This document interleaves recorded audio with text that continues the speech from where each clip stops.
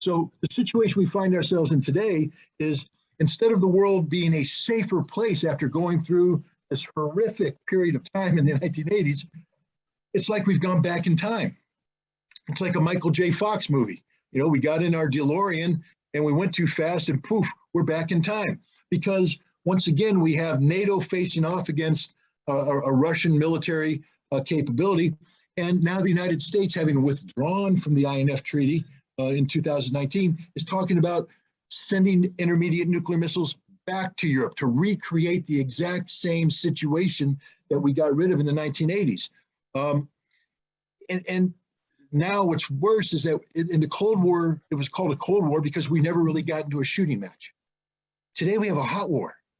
Today we have an actual large-scale ground combat going on in the largest European country, Ukraine. And it's a war that has already invoked the specter of nuclear weapons, with Russia saying that if NATO interferes, that represents an existential threat, and Russia may have to use nuclear weapons in response. So now NATO, for the first time, is talking about what its nuclear strike policy is. So we have two sides actively preparing for nuclear war as we speak. Ladies and gentlemen, the stakes couldn't get any higher than this. And therefore, you have to ask yourself, why is this happening? Did Russia wake up one morning and say, I want to invade Ukraine? I just want to destabilize the world and go for it. Or has Russia been reacting to the failure of NATO to dissolve itself at the end of the Cold War, and instead expand itself eastward in a manner that Russia viewed as a threat? And this isn't a threat that Russia only recently talked about. We know that Russia has raised the expansion of NATO continuously since the 1990s. The National Security Archives has the audio tapes of the phone calls from President Clinton and then President Yeltsin, where Yeltsin is begging Clinton not to expand NATO. This puts me in a bad light, he said. This is an embarrassment.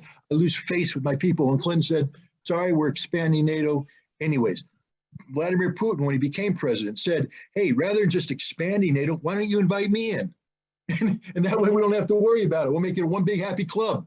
And the United States wouldn't do it, because NATO's purpose was to contain Russia, not absorb Russia. This expansion of NATO has been viewed by Russia as a threat. We know this. In 2007, Putin spoke at the Munich Security Conference, gave an outstanding speech, one of the best examples of modern political rhetoric anywhere. Anywhere. I advise everybody to go and watch it. It is a brilliant speech, and he articulates forcefully and eloquently the Russian position. No one can say we don't know what the Russian position was. There it is, spoken by the president himself. One of the things he said is that this expansion of NATO represents an existential threat. It's a red line. How do we know this? William Burns, you might know that name right now. He's currently the director of the CIA. At the time, in 2008, he was the U.S. ambassador to Russia. He wrote a memorandum called "Niet means Niet," no means no, articulating what the Russian position was in regards to NATO expansion. He said it's a red line and the Russians mean it. They view this as an existential threat.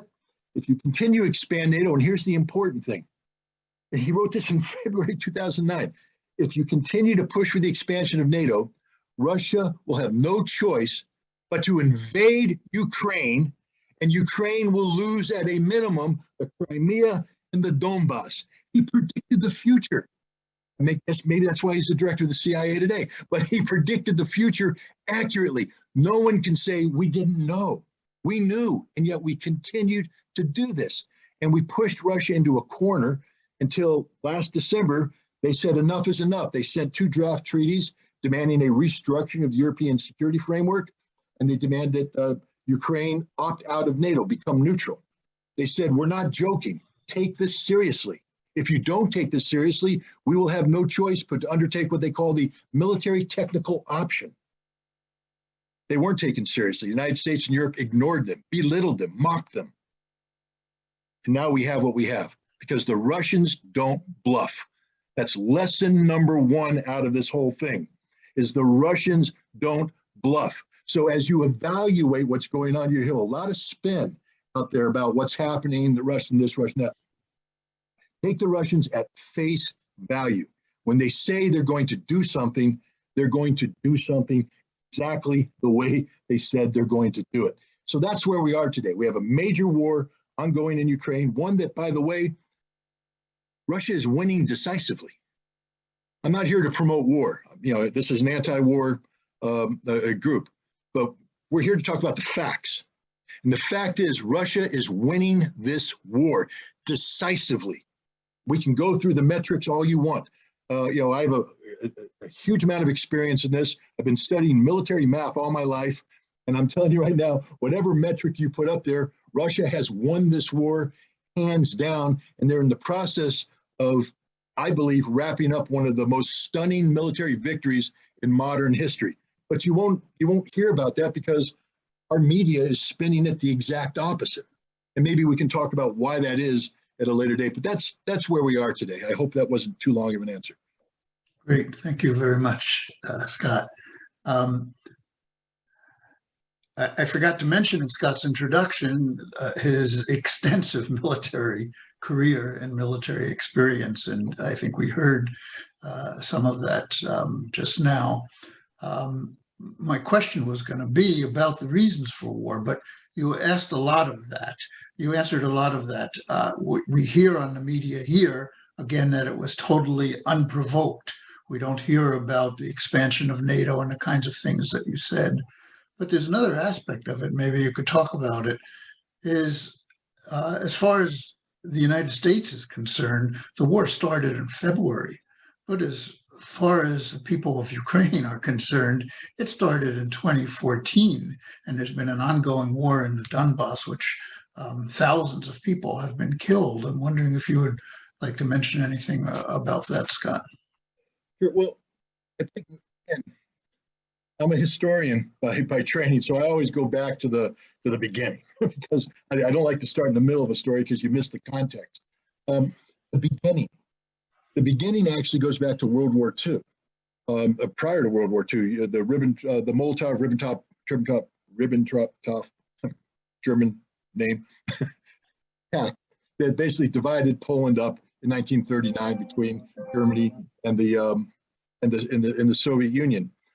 Because of this pact, the way Poland was divided, Eastern Poland became Western Ukraine, and so it was this artificial entity that was lobbed onto Western Ukraine, and the population of Eastern Poland, also it's known in history as Galicia, has been very resentful of the Soviet rule. And when the Germans invaded the Soviet Union in June of 1941, they were actually welcomed as liberators by the population of Western Ukraine. Almost overnight, 80,000 of these Western Ukrainian Eastern Poles immediately joined the German military as part of the Waffen-SS. And so they began to express their militancy in the form of one of the most odious Nazi organizations imaginable, the Waffen-SS, the military arm of the Nazi Party, and they fought for the Germans, and they didn't just fight; they murdered. They committed atrocities against the Poles. They committed atrocities against the Russians. They committed atrocities against the Jews. A lot of people will hear of the Babi Yar massacre. Took place in Kiev. Over 30,000 Jews shot down over the course of several days. It may have been directed by the Germans, but the triggermen were Ukrainians. These Western Ukrainians that joined the SS. They had a guy named Stepan Bandera. Stepan Bandera is their leader. He was their leader beforehand. He basically joined the German cause. They'll claim as a Ukrainian nationalist that he joined not because he supported Hitler, but because he was against Stalin. But he wore a German uniform, and his men worked for the Waffen-SS, and they killed Jews. So to me, there's no distinguishing the two. But in 1944, as Germany began to lose the war, the Bandera movement broke away from the Germans. It began an active resistance against the Soviets. We're talking large-scale resistance. To show you how large it was, from 1944 until 1954, this resistance killed over 300,000 Ukrainians lost their lives because of this resistance. 36,000 Soviet security forces and Red Army soldiers lost their lives. This is a major war for going on for a decade. And what makes this major war important is that many of the Ukrainians were controlled by a German intelligence organization, I think it's called the 12th Department, headed by a German general named Galen. When the war ended, the United States, rather than arresting Galen and prosecuting him for war crimes, instead brought in his entire organization, called it the Galen Organization, and subordinated it to the CIA so that it can continue running operations in the Soviet Union. And from 1945 until 1955, the CIA funded this Ukrainian opposition, trained it, sent it weapons, organized it. In 1955, they basically were defeated, but the CIA didn't walk away. From 1955 until 1990, the CIA continued to fund and support and nurture this Bandera movement as part of their propaganda effort. They kept them alive, kept the ideology alive as part of their anti-Soviet activity. This funding only stopped in 1990, but the reason why I bring it up is that when we talk about 2014, we talk about the empowerment of the Bandera movement from a small, right-wing, ideology that had a limited political impact into this major player in Ukraine. And some people say, well, how could you have known? How could you have known this was going to happen? How could you have known the CIA built it, nurtured it, grew it, owned it, controlled it? It wasn't a secret to the United States. So we knew exactly what we were doing when we breathed life into this militant movement in 2014. We supported these color revolutions. 2004, there was a color revolution, the Orange Revolution, that throughout old Soviet rule brought in new quote unquote democracy. There's never been a democracy in Ukraine. Ukraine is one of the most corrupt nations on the planet. Everybody talks about Russian oligarchs. The Ukrainians have more oligarchs per capita than the Russians do, and their oligarchs actually control the politics. How did Zelensky become president? Zelensky was a comedian working for a channel owned by an oligarch who decided, I want to make you president. Zelensky didn't wake up one day and go, I want to be president. He played one on TV, a very popular comedy, I think called Servant of the People. I've watched it. Funny as heck. Really good show. You should watch it. But it's not reality. It's fiction. But it's like if Americans were watching West Wing and decided to elect Martin Sheen as president because he played one on TV. Martin Sheen has no qualification to be president of the United States. But he played one on TV, so we're gonna make him president. Well, that's what the Ukrainians did because the state of their politics is so horrible. But going back to 2014, there was a pro-Russian president named Viktor Yanukovych who was struggling with a major economic problem. The majority of Ukrainians wanted to be aligned with the European Union economically. I think they saw that their future, their best economic future was through Europe, not through Moscow. The problem is the conditions that the European Union were seeking to impose were prohibitive. And it would have required actually Russia to pay for Ukraine to become an EU member. And Putin met with Yanukovych and said, look, I don't care if you join the EU. I'm just not going to pay for it. Russia's not paying for it. So if you want to join, join. But if you can't afford it, then you got to come in and work with me. And so Yanukovych thought about it and said, okay, we can't afford it. I'm going to Russia. Well, the people rose up. There was demonstration street, peaceful demonstrations, by the way, very peaceful demonstrations, the legitimate expression of democracy. I don't think anybody had a problem. Yanukovych didn't have a problem with these demonstrations. He understood where they were coming from.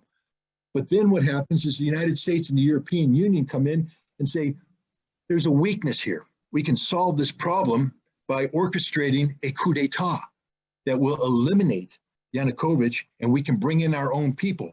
And these are people that the United States government had identified early on, and we had been training them actively. How do we know this? Because Victoria Nuland, who was the State Department official responsible for that part of the world, has been intercepted with a phone call, a famous phone call where she told the European Union something that we can't say on polite channels, but she also talked about Our boy Yats. Yats, of course, is short for the name of a man who eventually became the prime minister of Ukraine. We handpicked this guy. We handpicked the government. We were talking about Yats competing with Klitschko and all this stuff, and who's going to be the best person. We're making the decisions. And this is a coup d'etat. Now, the peaceful demonstrators can't get rid of Yanukovych. So we brought in the people we know.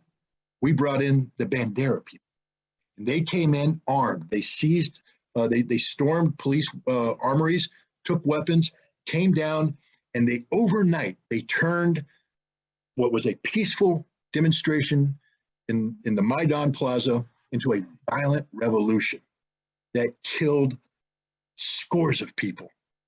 Horrible acts of violence. I mean, again, I don't want to get too political here. We call what happened in January 6th of last year an insurrection, of 2021, I think, an insurrection.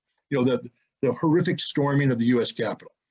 I condemn it with all my heart. I view that as a gross acts of violence. That's a demonstration gone bad. But it wasn't an insurrection, ladies and gentlemen. An insurrection, they would not have voluntarily left the Capitol. An insurrection would have gone in with guns blazing, killing every member of Congress. That's what an insurrection does. How do we know? Because there was an insurrection in the Maidan in February 2014. That's what an insurrection looks like. It was a U.S. orchestrated insurrection to achieve one purpose, to get rid of Viktor Yanukovych. How do we know that? Because Joe Biden called Viktor Yanukovych in person and said, "You got to go." I don't mean to get angry, but come on, man. What is regime change policy? We've never had regime change policy. Why did Biden get on the phone and tell Yanukovych he has to go? That's regime change policy, literally, writ large, big letters, and he left. But now what happened? You've created this mess. You've empowered these Nazis, and they're now in charge. Now, people say, again, but Scott, they're minorities, man. They're just, okay, yeah, they had the violence in the Maidan and all that, but at the end of the day, when they ran for parliament, they didn't get majorities in parliament. Well, you know what? Who else didn't have a majority? The Bolsheviks. You go back and study Russian history, you got these two major elements. You got the Mensheviks, which means small, and the Bolsheviks, which means big. But the Mensheviks were actually big, and the Bolsheviks were actually small. Why did the Bolsheviks win? Because they were violent. They were violent. And so now you've empowered these Bandera-worshiping neo-Nazis to come in and seize power, and they're not going to let it go. They immediately intimidate the Ukrainian Rada to start passing laws that empower nationalism, Ukrainian nationalism, at the expense of Russian-speaking Ukrainians and ethnic Russians. They outlaw the language, they outlaw the culture, and then they violently seek to impose their will. They go down to Odessa, city on the coast. There's a riot there after a soccer game. They throw 150 pro-Russian demonstrators into the House of Culture, then set it on fire. Over 40 people die. The Russians are enraged. The Ukrainians start to make a move towards Crimea, and the Russian government says, not so fast. They send in the little green men, and Russia takes control of Crimea, blocking them. But where do the Nazis go from there? They head straight to the Donbass. They start assaulting the Russian population there. The Russians rose up. They declared independence. A curious fact, Vladimir Putin didn't recognize them as independent states. He rejected that. He said, no, you're part of Ukraine. We have to respect the territorial sovereignty of Ukraine, but we will support you in your effort to defend your rights. And so thus began the Ukrainian civil war in the Donbass, where the Ukrainian army, backed by these neo-Nazi military units, trying to forcefully impose themselves on a Russian population that rejects being manhandled by the Ukrainians. They form independent militias that are supported by the Russians. And now we have a war, a civil war. And it's a horrible war. It breaks down into front lines. And here's the nature of the fighting. Viktor Poroshenko, a president that came in after a series, he's the president before Zelensky, gave a speech. And he says, let me tell you what's going to happen. He's talking to the people of Donbass. Our kids, meaning Ukrainian kids, are going to go to kindergarten. Then they're going to go to the store, and they're going to go to the park, and they're going to have a normal life. Your kids are going to be cowering in the basements while we shell you every single day. You want to know why the Russians are mad? because that's the life that these Russians were subjected to. 14,000 people lost their lives in the course of 8 years, non-stop violence. It could have come to an end. In 2015, something called the Normandy Format, that was the Germans, the French, the Ukrainian government got together with the Russians there as observers, and they agreed to a ceasefire and keeping the Donbass in Ukraine, but that the legislation of Ukraine would pass a series of laws that gave sort of a special autonomous status to the Russians so that they wouldn't be impacted by the anti-Russian laws that had been passed. A very reasonable thing. But when Poroshenko tried to implement it, these neo-Nazis, remember this minority, told him, if you do that, we will kill you. Again, we're talking about what the definition of an insurrection is. Imagine somebody telling Joe Biden, if you sign that legislation, I'm going to kill you. The Secret Service would be all over that person. That would be the last you ever heard of him, rightfully so. But here the Nazi says, you sign it, you die. So guess what happens? He doesn't sign it. Zelensky comes in on a platform of peace, and he wants to implement Minsk. But he was told, not just told, they made a videotape of this where the guy basically says to the videotape, if he signs it, he'll be hanging by the neck until dead on some major Kiev throwaway. And it's the truth. If Zelensky signed it, he'd be hanging by the neck until dead. Who runs Ukraine? It's not Zelensky. It's not the parliament. It's the Nazis. And if you're a Russian, and I'm going to leave it with this, because this is the emotional part. You thought losing 14,000 people was emotional? I'm going to give you what emotional is. Emotional is losing 23 to 32 million people in a war against Nazi Germany. That is what defines Russia today. Every major town, every major city has a monument to the people who died. Every family lost people, 1, 2, 3, 4, 5, a dozen, 20 in that war. The biggest holiday in Russia is May 9th. Victory Day. It's not like in America. When was the last time the United States celebrated Victory in Europe Day? Never. Not in our memory. We forgot about it. We don't have any more World War II veterans. They're all dead or dying. But the Russians, they're dead and dying too. You know how they remember it? They formed something called the Immortal Regiment. So the family members of those veterans carry the portraits of the people who fought in that war, and they parade by the tens of thousands and hundreds of thousands every May 9th in remembrance of this. It's in their DNA. And now you're asking them to sit back and watch the Nazi ideology come to life in Ukraine and do nothing about it. In America, I'm sick and tired of hearing Americans saying denazification, which is one of the military objectives set forth by Vladimir Putin. It's a myth. It's a joke. It's nothing. It's Scott, excuse. It's as real as it gets, man. It's as real as it gets. Yeah. Scott, I was in Ukraine a couple of times in the last couple of years.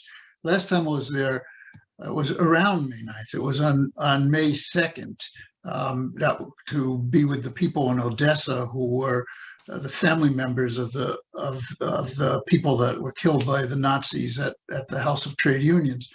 And in Ukraine, they stopped celebrating Victory Day. It's no longer celebrated, but it is celebrated by the people. They come out anyway, and they're intimidated by the Nazis when they do, and they continue to come out. And just a couple of other things on what you said. You know, Bandera has been named a hero of the country in Ukraine. That's the status he is right now. And I want to say one other thing about Ukraine. And one of the leaders of the massacre you mentioned in Kiev, where 33,000 Jews were killed when the Nazis was there, was allowed into the United States after World War II. And right up near where I live, and near where you live, about an hour south of Albany, he started a camp, which is a summer camp for Ukrainians. And they have statues there of what they call the heroes, including Bandera statues and the other collaborators. And they meet there once a year. They wear the uniforms of the Nazi collaborators of the organization of Ukrainian nationalists, and they celebrate some of these people. So this is going on very seriously there and also here. But I want to get on to more of the military situation that's going on right now, the humanitarian situation, talk about Bucha, Before and we do that, economic situations. And I'd like to turn it over to Margaret to get into that.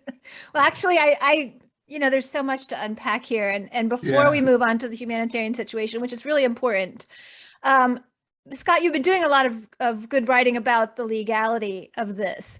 And, one of the things that I don't hear mentioned is, leading up to, I mean, Russia started really a massive evacuation of Russian people in the Donbass region on February 18th, as the Ukraine military, the Azov battalion, started escalating their violations of the ceasefire agreement, the Minsk Accord, dramatically. And of course, that's when the Duma, I guess, passed a resolution asking to recognize Donetsk and Lugansk.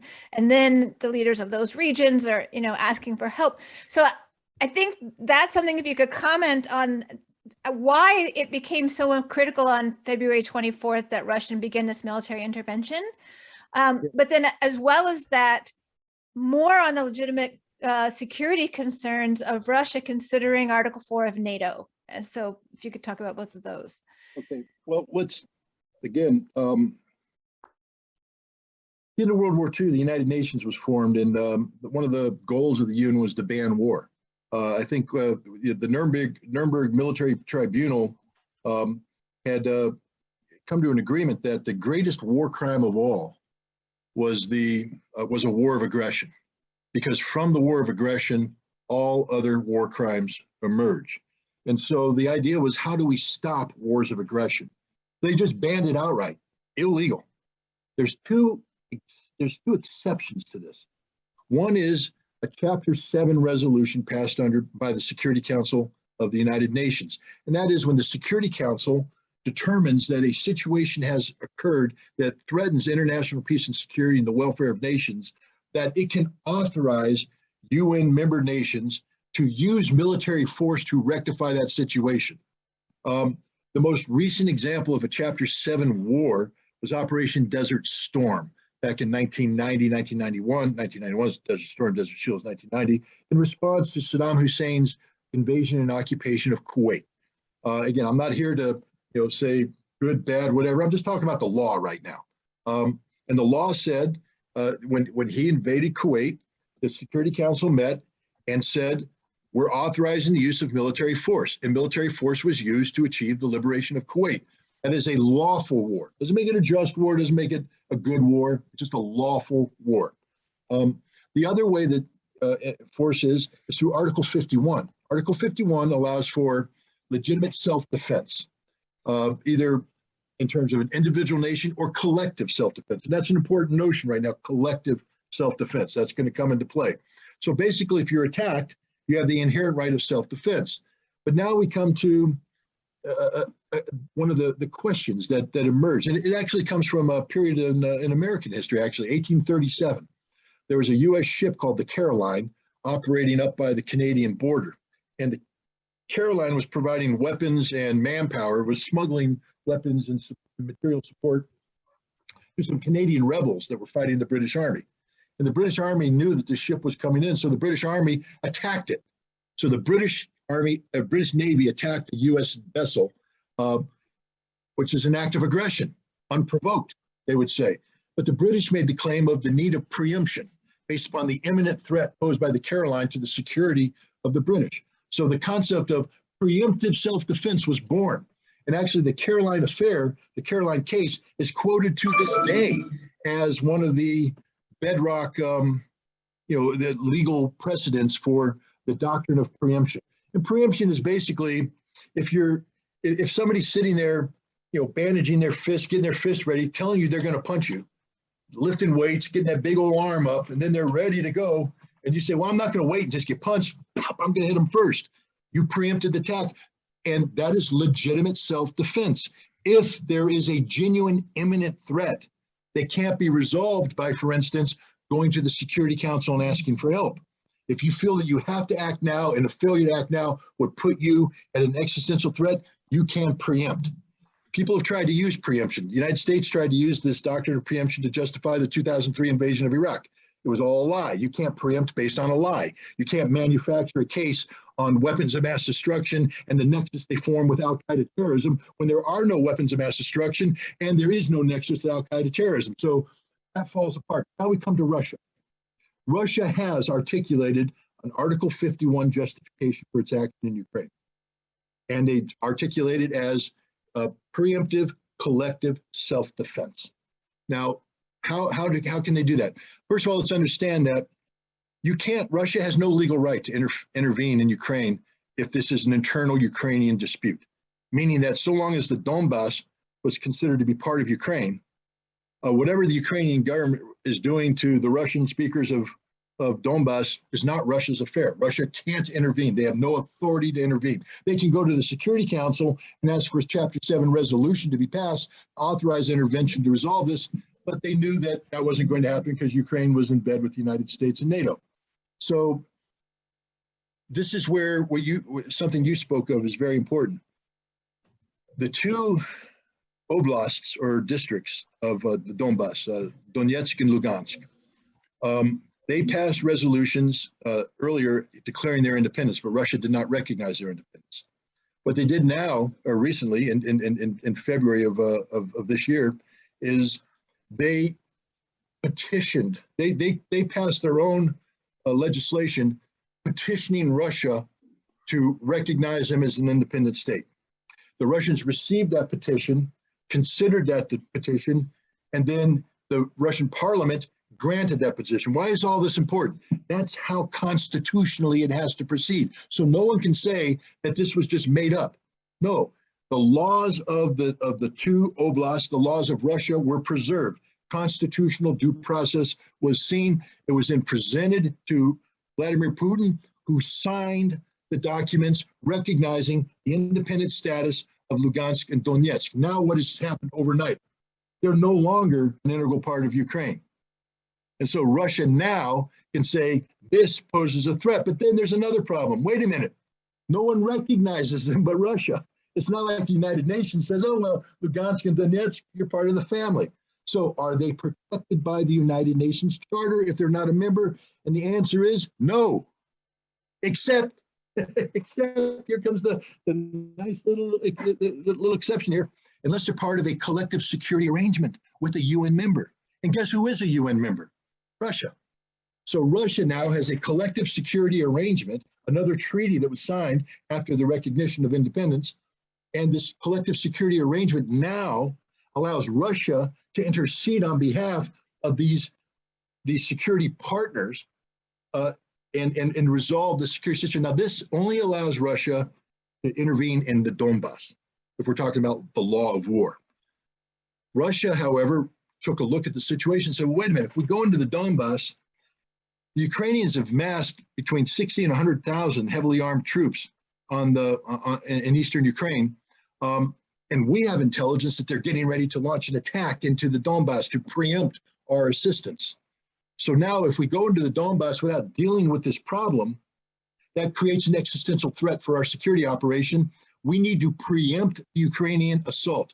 So now the Russians are using the doctrine of preemption as part of collective self-defense to go after the Ukrainian buildup into eastern Donetsk. But you say, well, wait a minute, Scott, but didn't they also come up from Crimea and come down towards Kiev? How does that fit in? Because now, if you're going after those people, now you have to shape the whole battlefield. And from the Russian perspective, it's not just about the 100,000 troops you're trying to pin down in the Donbass. It's about the 100,000 troops up by Kiev, about the 80,000 troops out in Western Iraq. It's about the 60,000 troops near Odessa. If you don't do anything about them, they will be able to maneuver in support of the other Ukrainians and defeat the Russian army. So now the Russians have to enlarge the scope of their preemptive attack to pin down these forces. And that's what we saw. When we saw the Russians coming in, it may look like this massive invasion of Ukraine is taking place. But the fact is, all these other things are merely supporting attacks to shape the battlefield so Russia can accomplish the primary mission of destroying 100,000 Ukrainian troops that are positioned opposite the Donbass and liberate the Donbass region. And what I just articulated right now, if I gave this presentation in law school, I would probably get a B+, but it is a cognizable articulation of a legitimate Article 51 claim under collective self-defense. The United States may try to disagree with it, but the problem with that is that the United States was part of a similar Article 51 collective self-defense argument put forward in 1999 when NATO bombed Serbia. It's the exact same thing. It was good for us then. All Russia's done is take that page, make it better, and put it out there. It's the same argument, the same case, and the same legitimacy, even more so because everything Russia has said about the threat from the Ukrainian army is true.